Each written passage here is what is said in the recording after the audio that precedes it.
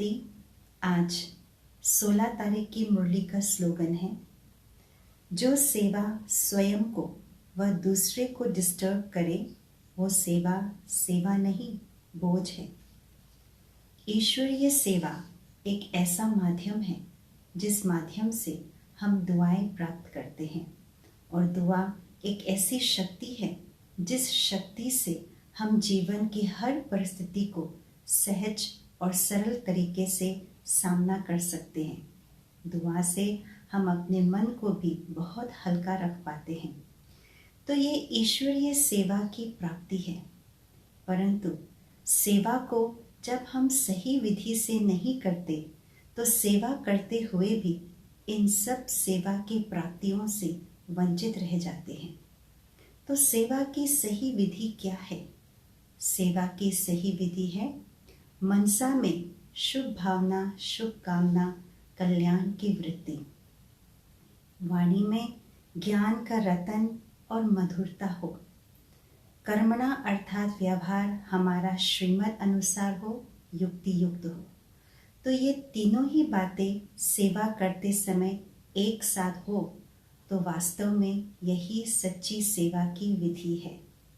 परंतु ये देखा जाता है जब हम सेवा में उतरते हैं तो ये सब बातें के बजाय मन के अंदर व्यर्थ पर चिंतन, पर दर्शन, ईर्षा, घृणा, द्वेष के कारण से हमारे सेवा साथी के साथ संस्कारों का टकराव होना शुरू हो जाता है।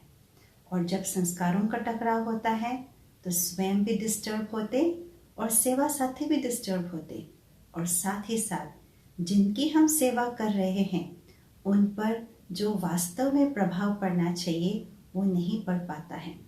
तो इसलिए बाबा कहते हैं ये सर्विस नहीं, डिस सर्विस हो जाता।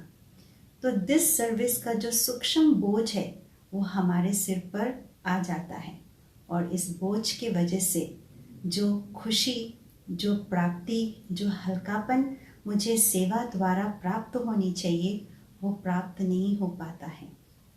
इसलिए बाबा ने कहा है कि ऐसी सेवा करने से ना करना अच्छा है। सेवा करने से पहले मैं अपने आप को चेक करूं, अपनी स्थिति को दृढ़ करूं, अपनी स्थिति को निमित्त, निर्माण और निर्मल भावनाओं से भरूं, फिर मैं सेवा में उतरूं।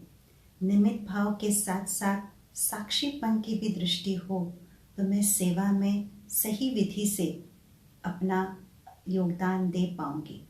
इसलिए आज के स्लोगन के अनुसार हम ये अटेंशन रखें कि जो भी सेवा हो वो डिस्टर्ब करने वाली सेवा ना हो, परंतु सच्ची सेवा, रियल में हम ऐसी स्थिति बनाएं अपने आप की जो निमित्त भाव से परिपूर्ण हो, जिससे हम बाबा से दुआएं प्राप्त कर सके, आत्माओं से दुआएं प्राप्त कर सके।